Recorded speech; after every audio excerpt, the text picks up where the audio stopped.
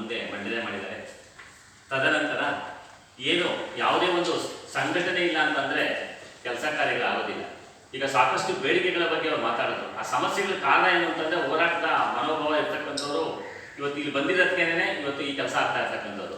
ಆ ಒಂದು ಸಂಘವನ್ನು ಬಲಪಡಿಸಬೇಕು ಅಂತಕ್ಕಂತಹ ಒಂದು ದೃಷ್ಟಿಯಿಂದ 2024-29ನೇ ಸಾಲಿಗಾಗಿ ಇಡೀ ರಾಜ್ಯದಾದ್ಯಂತ ಸುಮಾರು 32 ಶೈಕ್ಷಣಿಕ ಜಿಲ್ಲೆಗಳು ಬರ್ತವೆ ಕರ್ನಾಟಕದಲ್ಲಿ.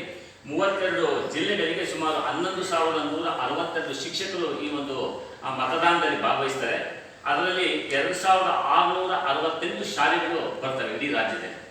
ಈ ಎಲ್ಲ ಶಾಲೆಗಳಲ್ಲಿ ಸೇವೆ ಮಾಡ್ತಾ ಇರ್ತಕ್ಕಂತಹ ಶಿಕ್ಷಕರು ಇವರೆಲ್ಲರೂ ಸಹ ಈ ಚುನಾವಣೆ ಪ್ರಕ್ರಿಯೆಯಲ್ಲಿ ಭಾಗವಹಿಸ್ತಾರೆ. ಈ ಚುನಾವಣೆ 3 ಹಂತಗಳಲ್ಲಿ ನಡೀತದೆ. ಒಂದು ತಾಲೂಕು ಮಟ್ಟದಲ್ಲಿ, ತದನಂತರ ಜಿಲ್ಲಾ ಮಟ್ಟದಲ್ಲಿ, ಕೊನೆಗೆ ಅದು ರಾಜ್ಯ ಮಟ್ಟದಲ್ಲಿ ಚುನಾವಣೆಯಾಗಿ ಪದಾಧಿಕಾರಿಗಳನ್ನು ಆಯ್ಕೆ ಮಾಡಬೇಕಾಗ್ತದೆ. ನಮ್ಮಲ್ಲಿ ಬೈದ ಪ್ರಕಾರ 25 ಶಿಕ್ಷಕರಿಗೆ ಒಬ್ಬ ಪದಾಧಿಕಾರಿಯನ್ನು ಆಯ್ಕೆ ಮಾಡಿಕೊಳ್ತಕ್ಕಂತಹ ಪ್ರಕ್ರಿಯೆ ತಾಲೂಕು ಮಟ್ಟದಲ್ಲಿ ಪ್ರಾರಂಭವಾಗ್ತದದು. ಆ ಪ್ರಕಾರವಾಗಿ ತಾಲೂಕಿನಲ್ಲಿ ಇರ್ತಕ್ಕಂತಹ ಎಲ್ಲ ಶಿಕ್ಷಕರು ಒಂದು ಕಡೆ ಸೇರಿ ಆ ಚುನಾವಣೆಯನ್ನು ನಡೆಸಬೇಕಾಗ್ತದೆ.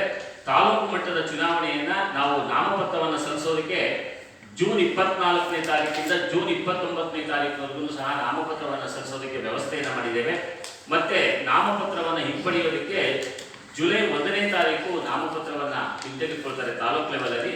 ಮತ್ತೆ ತಾಲೂಕು ಲೆವೆಲಲ್ಲಿ ರಾಜ್ಯದಾದ್ಯಂತ ಜುಲೈ 7ನೇ ತಾರೀಕು ಇಡೀ ರಾಜ್ಯದಾದ್ಯಂತ ಎಲ್ಲ ತಾಲೂಕುಗಳ ಚುನಾವಣೆಗಳು ನಡೀತವೆ. ಚುನಾವಣೆಗಳು ಮುಗಿದ ನಂತರ ಆ ಫಲಿತಾಂಶದೊಂದಿಗೆ ಜಿಲ್ಲಾ ಮಟ್ಟಕ್ಕೆ ಎಂಟ್ರಿ ತಗೊಂತೀವಿ. ನಾವು 3 ಫಾರ್ಮೆಟ್ಗಳನ್ನು ಮಾಡಿದ್ದೇವೆ. ಒಂದು ನಮೂನೆ 3 ಅಂತ ಎಲ್ಲ ಶಾಲೆಗಳ ಶಿಕ್ಷಕರ ಮಾಹಿತಿ ಇರ್ತಕ್ಕಂತಹ ಒಂದು ನಮೂನೆ 3 ಅದು ತಾಲೂಕಿನಲ್ಲಿ ಬರ್ತದೆ. ಆ ನಮೂನೆ 3ಅನ್ನು ಇಟ್ಕೊಂಡು ಎಲೆಕ್ಷನ್ ಅನ್ನು ಮಾಡ್ತಾರೆ. ಅದರಲ್ಲಿ ಆಯ್ಕೆಯಾಗಿರ್ತಕ್ಕಂತಹ ಪದಾಧಿಕಾರಿಗಳನ್ನು ನಮೂನೆ 1ರಲ್ಲಿ ಜಿಲ್ಲಾ ಮಟ್ಟಕ್ಕೆ ಕೊಡ್ತಾರೆ. ಜಿಲ್ಲಾ ಮಟ್ಟದಲ್ಲಿ ಒಂದು ಚುನಾವಣೆಯ ಪ್ರಕ್ರಿಯೆ ನಡೆಸ್ತೀವಿ. ಜುಲೈ 15ನೇ ತಾರೀಕಿನಿಂದ ಜುಲೈ 19ನೇ ತಾರೀಕಿನವರೆಗೂ ಜಿಲ್ಲಾ ಮಟ್ಟದಲ್ಲಿ ನಾಮಪತ್ರವನ್ನು ಸಲ್ಲಿಸೋದಕ್ಕೆ ಅವಕಾಶವನ್ನು ಮಾಡಿಕೊಟ್ಟಿದ್ದೀವಿ. ಮತ್ತೆ ನಾಮಪತ್ರವನ್ನು ಹಿಂಪಡೆಯೋದಕ್ಕೆ ಜಿಲ್ಲಾ ಮಟ್ಟದಲ್ಲಿ 20 ಜುಲೈನಲ್ಲಿ ವಾಪಸ್ಸು ಆ ನಾಮಪತ್ರವನ್ನು ತೆಗೆದುಕೊಳ್ಬೇಕಾಗ್ತದೆ.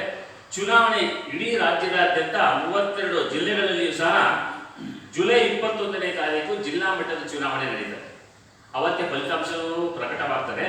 ಪ್ರಕಟವಾದ ನಂತರ ಆ ಫಲಿತಾಂಶವನ್ನು ನಮೂನೆ 2ರಲ್ಲಿ ರಾಜ್ಯ ಸಂಘಕ್ಕೆ ಕಳಿಸ್ಕೊಳ್ಬೇಕಾಗ್ತದೆ. ರಾಜ್ಯ ಸಂಘದ ಚುನಾವಣೆಗೂ ಸಹ ನಾವು ಬೆಂಗಳೂರಿನಲ್ಲಿ ಆ ಚುನಾವಣೆ ನಡೀತದೆ.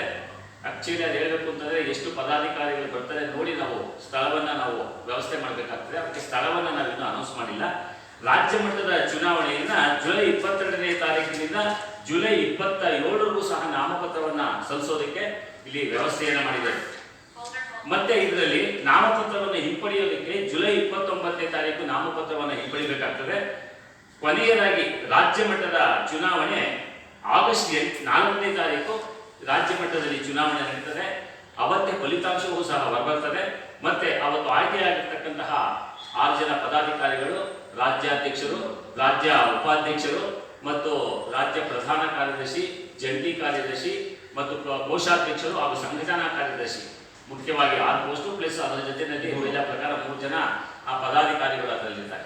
ಈ 8 ಜನ ಪದಾಧಿಕಾರಿಗಳು ಸೇರಿ ಮುಂದಿನ ರೂಪುರೇಷೆಗಳನ್ನು ನಿರ್ಮಿಸಿಕೊಂಡು ಅದಕ್ಕೆ ಸಂಬಂಧಪಟ್ಟಂತೆ ಸಂಘಟನೆಯನ್ನು ಬಲಪಡಿಸಿಕೊಂಡು ಮತ್ತೆ ನಮ್ಮ ಸಂಘದ ಬೇಡಿಕೆಗಳಾಗಿರ್ಬೋದು ಮತ್ತು ಶಿಕ್ಷಕರ ಸಮಸ್ಯೆಗಳಿಗೆ ಏನೇನು ಬೇಕೋ ಅದಕ್ಕೆ ಮುಂದಿನ ಹೋರಾಟವನ್ನು ಮಾಡೋದಕ್ಕೆ ಆ ಹೊಸ ತಂಡ ಬರ್ತದೆ. ಈ ನಿಟ್ಟಿನಲ್ಲಿ ಈ ಒಂದು ಚುನಾವಣೆ ಪ್ರಕ್ರಿಯೆ ಏನಿದೆ ಇಷ್ಟನ್ನು ಸಹ ಮಾಡೋದಕ್ಕೆ ಸಂಘದವರು ನಮ್ಮನ್ನು ವ್ಯವಸ್ಥೆ ಮಾಡಿಕೊಟ್ಟಿದ್ದಾರೆ. ಅವರಿಗೆ ನಾವೆಲ್ಲ ಆಭಾರಿಗಳಾಗಿ ಪ್ರಾಮಾಣಿಕತೆಯಿಂದ ನಿಷ್ಠೆಯಿಂದ ಈ ಒಂದು ಚುನಾವಣೆಯನ್ನು ಮಾಡೋಣ, ಸಂಘಟನೆಯನ್ನು ಬಲಪಡಿಸೋದಕ್ಕೆ ಎಲ್ಲ ವ್ಯವಸ್ಥೆಗಳನ್ನು ಮಾಡಿಕೊಳ್ಳೋಣ ಅಂತಕ್ಕಂತಹ ಒಂದು ವಿಷಯವನ್ನು ತಮ್ಮೆಲ್ಲರ ಮುಂದೆ ಪ್ರಕಟಿಸೋದಕ್ಕೆ ಅವಕಾಶವನ್ನು ಮಾಡಿಕೊಟ್ಟಂತಹ ತಮ್ಮೆಲ್ಲರಿಗೂ ಸಹ ನಾನು ಧನ್ಯವಾದಗಳನ್ನು ಅರ್ಪಿಸುತ್ತಾ ನನ್ನ ಮಾತುಗಳನ್ನು ಮುಗಿಸ್ತೇನೆ.